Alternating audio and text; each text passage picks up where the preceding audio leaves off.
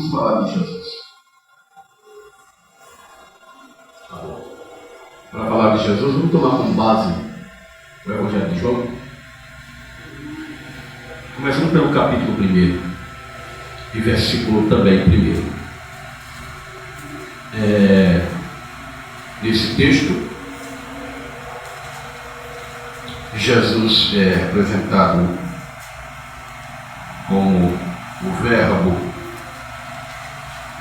e eu quero só falar de Jesus, porque falando dele e sobre ele, a gente não esquece de Jesus. É ele o nosso mestre, é ele o nosso Senhor. No princípio era o Verbo, e o Verbo estava com Deus, e o Verbo era Deus. Amém? Os irmãos podem sentar. Bom? Então, nós vamos só falar de Jesus esta noite, tomando como base o Evangelho de João. Porque aqui, pastor Marinho, Jesus é o Verbo da vida. Aqui Jesus é Deus. Mas no capítulo 2 deste mesmo Evangelho, este mesmo Jesus, ele vai a uma festa de casamento. E quando ele chega na festa de casamento, o vinho que eles bebiam faltou. E Jesus então vai mostrar o seu poder sobre a natureza da água, transformando-a em vinho, e o vinho que as pessoas começaram a beber, perceberam que era o mesmo vinho do começo da festa. Quer dizer, era um vinho bom. Alguns dizem que era o melhor, mas a Bíblia não diz. A Bíblia diz que o vinho que Jesus transforma, traz da água, era semelhante ao mesmo vinho que já estava na festa. O texto vai dizer: até aqui tu tens mantido o bom vinho. Mas no capítulo de número 3, no capítulo 3 do mesmo Evangelho de João, tem um homem que vai ter de noite com Jesus. Sabe o nome dele? Nicodemos. Nicodemos queria saber quem era Jesus. Vamos falar de Jesus esta noite. Aleluia. Nicodemos queria saber quem era Jesus. E aí ele vai ter de noite com Jesus. E chegando lá, no decorrer da conversa, o Senhor Jesus prega um dos seus maiores sermões para uma pessoa só. Ele disse: porque Deus amou o mundo de tal maneira que deu seu Filho unigênito, para que todo aquele que nele crê não pereça, mas tenha a vida eterna. Mas no capítulo 4, o Senhor Jesus andava com seus discípulos, e enquanto discipulava os discípulos, caminhando pela cidade de Sicar, ele foi até um poço, a fonte que Jacó havia dado ao seu filho José, e sentou ali. Os discípulos foram à cidade comprar comida, e naquele ínterim veio uma mulher de Samaria tirar água. E Jesus disse: mulher, dá-me de beber. A mulher disse: oxe, como sendo tu judeus pede de beber a mim, que sou mulher samaritana? Porque os samaritanos não conversavam com os judeus. Então Jesus aponta e diz: se tu conhecesses o dom de Deus, e soubesse quem é que te diz a mim de beber, tu era que me pedirias e eu te daria água viva. Aleluia, Senhor. Tem muita gente que ainda não bebeu dessa água porque ainda não sabe quem é Jesus. Mas no capítulo 5, no mesmo Evangelho de João, há uma festa em Jerusalém. A festa, a grande festa. E aí, tinha muita gente ali, e Jesus vai. Chegando lá, ele não fica na festa. Ele vai para o tanque. E naquele tanque havia, diz o texto bíblico, muitas pessoas, paralíticos, aleijados, gente cega, de tudo enquanto é jeito, defeituosa, de tudo enquanto é defeito. E ele encontrou um que havia 38 anos, que estava ali. E ele chega para ele e pergunta: quer ser curado? Nós estamos falando de Jesus. Quer ser curado? Ele diz: não tem ninguém que quando as águas é movida, me joga no tanque. Quando eu vou descer, desce outro. Jesus disse para ele: ei, levanta-te, toma a tua cama e vai. Aleluia. Mas no capítulo 6, Jesus multiplica pão para mais de 5.000 pessoas. Mas não somente isto. Ele chega na beira do mar e diz: mar, eu agora quero andar por cima de você. É o Criador falando com a criatura. Aleluia. Agora, nas minhas palavras, eu conjecturando: mar, vira um tapete, porque agora eu vou andar. Pois não, mestre, pode andar. E então ele começa a andar sobre as águas. Aleluia. Mostrando mais uma vez o seu poder sobre as águas, pela segunda vez no Evangelho de João. Mas no capítulo 7, mais uma vez ele está na festa, a grande festa dos judeus. E alguém manda um soldado para prendê-lo, e entre estes está Nicodemos. Aquele que foi ter de noite com Jesus. E aí de repente Nicodemos vai entrar, e aí Jesus, no mesmo instante que Jesus começa a falar, e aí Jesus diz assim: olha, aquele que tem sede, vem a mim, beba. Aleluia. E aquele que crê em mim, rio de águas vivas fluirá do seu interior. Aí Nicodemos disse: meu Deus, não tem como eu levar esse homem preso, não. Baixou a cabeça, convidou os seus soldados e foi embora. Chegaram lá, perguntaram: vem cá, cadê o homem? Olha, eu nunca vi ninguém falar daquele jeito. Porque a voz de Jesus, a palavra de Jesus causava impacto na vida de Nicodemos e causa na minha também e na sua vida, se você deixar. Vamos falar de Jesus. Mas no capítulo 8 de João, os fariseus disseram: vamos provar isso de Jesus. Eu não sei se ele ia chegar ao 21. Vamos, se der tempo a gente chega. Vamos provar isso de Jesus. Pegaram uma mulher em adultério, pastor Jasimiro. E então levaram aquela mulher a Jesus e disseram: Senhor, esta mulher foi apanhada no próprio ato adulterando. E a lei diz que ela tem que morrer, tem que ser apedrejada. Jesus sabia disso, é verdade, alguém disse. E agora, Jesus, tu o que dizes? Jesus olhou para aqueles homens e disse: olha, quem estiver sem pecado, atira a primeira pedra. Ele diz para nós esta noite: nós que gostamos de acusar os outros, nós que gostamos de apontar o erro dos outros, ele diz isso para nós esta noite. Aquele que não tem pecado, nós estamos falando de Jesus. Nada melhor do que falar de Jesus. A igreja aqui só precisa também acompanhar isso e começar a adorar Jesus. E começar a falar de Jesus, da glória a Jesus. Porque afinal de contas nós vamos para o culto adorar Jesus. Aí os camaradas olhou um para o outro e disse: ó, eu sinceramente não estou em condição de acusar essa mulher não. Tchau. Aí o outro disse: rapaz, nem eu. Eu muito pior. E eu, rapaz, lembra daquele dia lá? Eu que não posso mesmo, então ó. Aí Jesus, quando levanta a cabeça para perguntar: mulher, cadê teus acusadores? Eu não sei não, Senhor. Ninguém te condena não. Nem eu te condeno, mulher. Vai e não peques mais.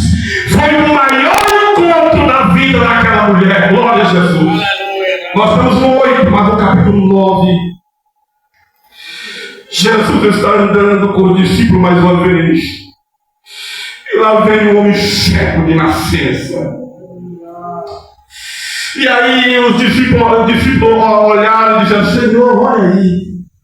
Meu Deus, que pena. Quem foi que pegou, Senhor? Foi ele mesmo ou foram os pais dele? E, bem, ninguém tem como pegar para nascer cego, né? Aí Jesus disse: olha, nem ele nem meus pais, mas isso aí foi assim para que nele se manifeste a glória de Deus. Aleluia! Nós estamos no 9, lá no capítulo 10. Jesus é o bom pastor que entra pela porta das ovelhas. Aleluia! Ele diz que todos aqueles que vieram antes de mim são ladrão e salteador, mas eu sou aquele que entra pela porta no aprisco das ovelhas. Você entende essa palavra? Os discípulos entenderam? E tem muita gente que até hoje não entende. Porque Jesus está dizendo na palavra do semeador que o campo onde foi semeado a má semente, o pecado, não é a igreja, é o mundo. Aí está o curral das ovelhas. E Jesus está dizendo com isto que há uma porta de entrada no curral das ovelhas. Aí eu pergunto para os irmãos: aquele que veio a este mundo e que vive aí como ladrão e salteador, matando, roubando, e que não veio pela porta, quem é ele? O inimigo? Ele veio por onde? Ele foi lançado. Ele não veio pela porta. Qual é a porta? O ventre da mulher. Até Jesus, para entrar no mundo, ele veio pela porta. E a porta de entrada no mundo é o ventre da mulher. Me diga quem é que está no mundo aqui andando que não veio por essa porta. O diabo. E Jesus está dizendo exatamente: aquele que não entra pela porta, mas sobe por outro lugar, é ladrão e salteador. Mas eu vim pela porta. Eu chamo minhas ovelhas. Eu conheço minhas ovelhas. Elas conhecem a minha voz. Eu chamo e elas me seguem. Aleluia! Mas não é no capítulo 10, mas no capítulo 11. De João, vamos falar de Jesus. De João. Lázaro está doente, prestes a morrer. Marta e Maria se desesperam. Jesus está na outra aldeia de Betânia. Betânia? Em outra aldeia. E aí elas dizem assim: olha, ele vai morrer. Ela sabia quem era Jesus, diz: olha, manda chamar Jesus, que ele é amigo. Eles são amigo íntimo, aleluia. Eles são amigo íntimo, vocês estão me ouvindo, irmão? Eles são amigo íntimo, chama Jesus, o amigo dele. E o mensageiro, não pôr no cavalo, lá vai chamar Jesus. Quando chega lá, diz: olha, mestre, Lázaro a quem tu amas está doente. E aí ele diz assim: olha, tá bom, pode ir embora. E diz que essa doença não é para a morte. Oxe. Mas de repente o homem morre. Esperaram Jesus no primeiro dia, esperaram Jesus no segundo dia, esperaram Jesus no terceiro dia, e nada. Vamos enterrar. Vamos enterrar. Eu não morri. Tem gente que é assim, irmão. Enterra a esperança antes do tempo. Para, deixa de esperar. É ou é? Deixa de esperar. Em qual capítulo nós estamos? Deixa de esperar. E aí, de repente, Jesus diz para o discípulo: vamos. É Betânia, né, irmão? É Betânia?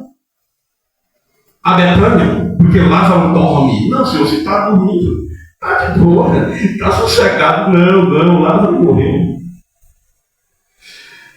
E aí ele ruma para lá. Quando chega lá, alguém diz assim: olha, Marta, Ele está chegando ali. Nós enterramos. Ele disse que vinha, a gente não acreditou. Ele disse que esta morte, esta doença não era para a morte, a gente não acreditou, enterramos. Irmão, Jesus veio, pode esperar. Pode esperar que Jesus venha, aleluia. O teu problema não é maior do que ele. O teu problema não é para o fim. Ele vem. Oh, glória.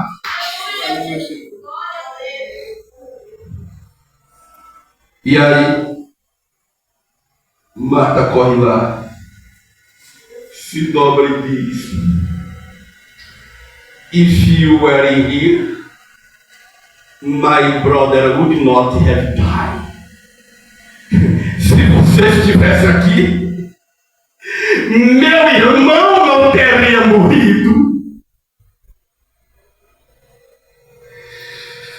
Aí ele disse: olha, se você crer, você verá a glória de Deus. Meu irmão lá de ressuscitar, eu sei no último dia. Eu sou a ressurreição e a vida.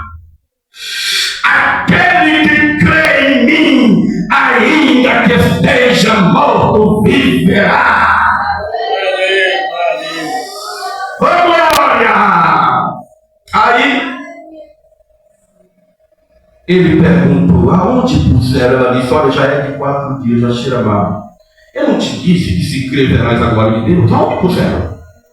Aí os judeus se agitaram. Aí o texto vai dizer que Jesus chorou.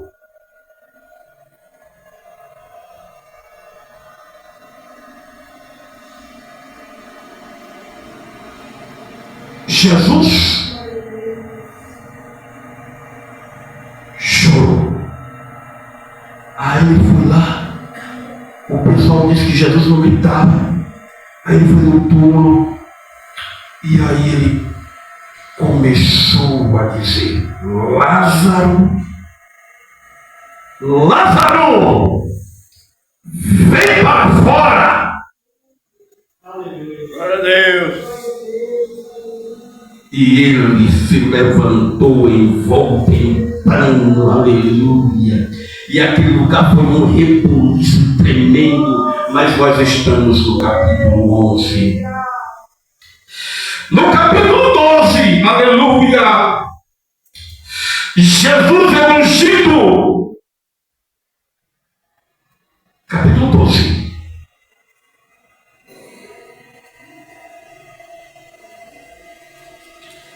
Jesus é ungido por Maria. Mas como o tempo está passando, ainda estamos no 12, mas no capítulo de número 13, Jesus dá uma lição de humildade em nós nos dias de hoje. Eu prometi que eu tinha trazido um lenço. Jesus dá uma lição de humildade. Ele está com os discípulos mais uma vez, e os discípulos estão com ele também, e aí, de repente, eles estão cansados, todo mundo empoeirado, os pés tudo sujo. Aí, de repente, Jesus entra em um recinto e sai de lá cingido com a toalha e com a bacia de água nas mãos. E de repente eu fico pensando a reação dos discípulos. Será possível que ele vai querer lavar nossos pés? Ele é o mestre.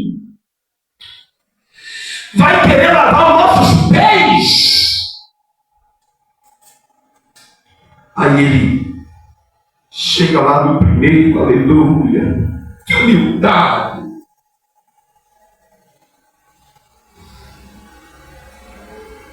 Um dos discípulos, quem sabe, olha para o outro e diz assim: olha, não deveria ter deixado isso acontecer, viu? A gente não foi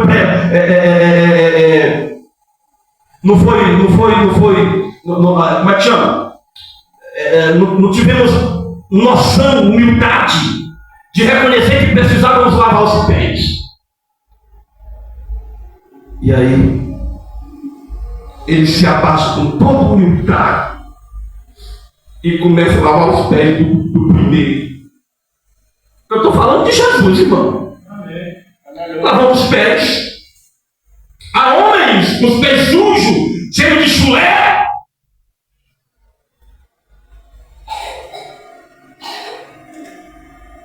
E muitas vezes os homens de hoje não querem nem pegar na mão do mais simples, não querem saudar com a paz do Senhor. Os pregadores grandões que tem por aí querem humilhar os pequenininhos, passam e esnobam na cara dele, mas o nosso mestre não ensinou assim. Ele, quando termina, é claro, ele falou de Pedro, tem toda a história, mas quando termina ele disse: eu vos dei o exemplo, aleluia, mas nós estamos no 13. Porque no capítulo 12, ele de novo está com os discípulos, capítulo 14. Aí, ele diz para os discípulos dele: não se turbe os vossos corações. Crede em Deus, crede também em mim. Na casa de meu pai, do verbo haver, existe muitas moradas. Tem gente pensando que ele está fazendo morada lá. Tem gente achando que ele foi preparar lugar. Existe muitas moradas. Se não houvesse, quer dizer, se não fosse assim, eu teria dito. Eu teria dito que ia preparar lugar. Mas lá já tem. E o texto vai dizer no Apocalipse que está preparado antes da fundação do mundo. Glória a Deus, glória a Deus. E alguém pensando que Jesus não veio porque está preparando uma cidade. E enquanto ele não botar a última tábua e a última pedra, ele não vai voltar.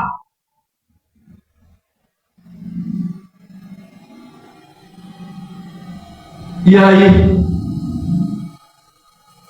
e ele vai dizer: vocês sabem o caminho para onde eu vou. E alguém disse: não. Mostra-nos o Pai. Felipe, eu estou com vocês há tanto tempo. E tu ainda me diz: mostra meu Pai. Felipe, quem me vê é meu Pai. Nós estamos no 14, porque no 15 ele vai dizer: eu sou a videira verdadeira. Glória a Deus. E meu pai é o agricultor. Toda vara que está em mim não der fruto, o que ele faz? Corta. Um dia eu vi alguém pregando, dizendo que todo mundo que está em Cristo dá fruto. Mas o que Deus está falando aqui é diferente. Toda vara que estando em mim, todo galho que estando em mim e não produz, e galho, você está em Jesus? Sim, estou. Tá? Estou. Você então começa a produzir. Porque isso ele te corta. Porque o texto diz: toda vara estando em mim que não der fruto, ele corta, lança fora e limpa, poda aqueles galhos que dão fruto, para que ele dê mais fruto ainda. Ora só, irmão. Tem gente que está em Jesus, mas não está produzindo. E ele está dizendo que esse que não produz, ele deve cortar.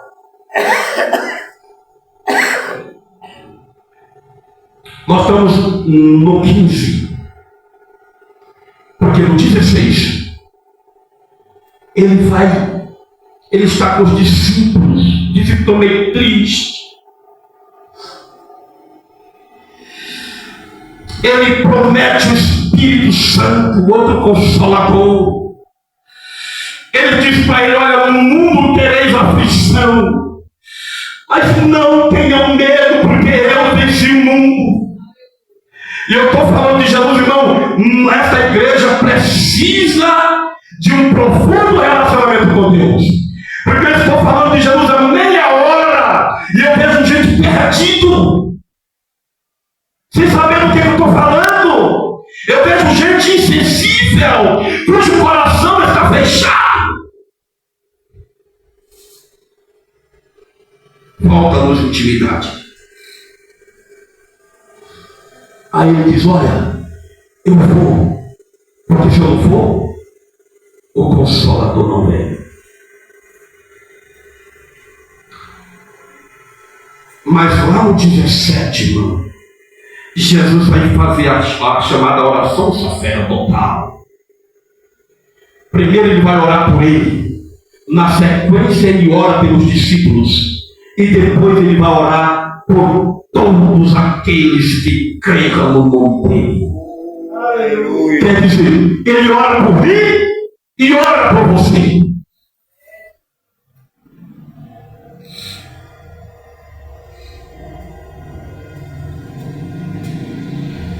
Mas nós temos também o capítulo 18.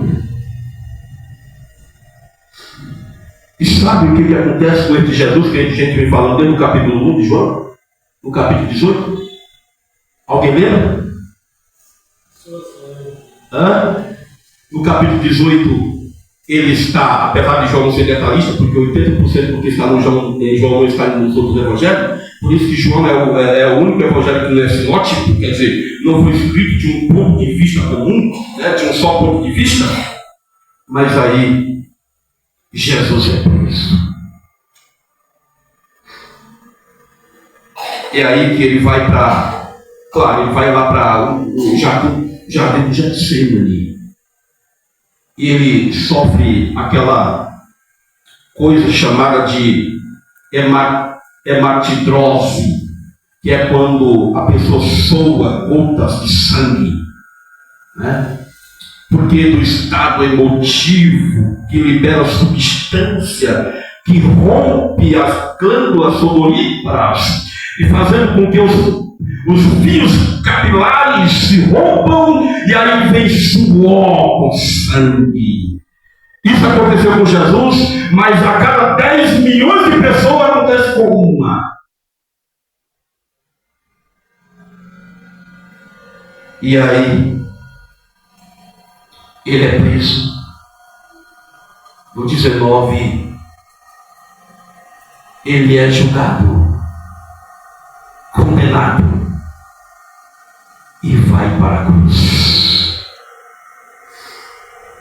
O Jesus que tem autoridade sobre as águas, que curou o cego, o Jesus que transformou a água em vinho, o Jesus que é o caminho, a verdade e a vida. Aí ele é preso, ele é condenado, ele é morto. Eu não sei que versão da Bíblia você está usando, mas você vai ver uma epígrafe aí nesse roteiro que vai dizer: o túmulo vazio. Porque o seu túmulo de fato, no versículo 20 está vazio. Ele ressuscita. No capítulo 20 ele já está vivo de novo, aleluia. E no capítulo 21 ele sobe, aleluia. Ele vai para o Pai. E João, depois de um tempo, veio uma revelação. E ele disse: João, aqui sou eu, João. Eis que eu fui morto, mas eu vivo para toda a eternidade. Aleluia. Ele está vivo e em breve voltará a arrebatar a sua igreja para estar com ele, para que aonde ele estiver, estejamos nós também. Este é Jesus do Evangelho de João. E no capítulo 22, ninguém estranhou nada? Não tem capítulo 22, irmão. Aí termina o Evangelho de João, a não ser que vai ser criado nos Apóstolos, capítulo 1. E vai por 2, por 3, por 4, por 5, até o 28. Vamos ficar aqui mesmo com o Evangelho de João.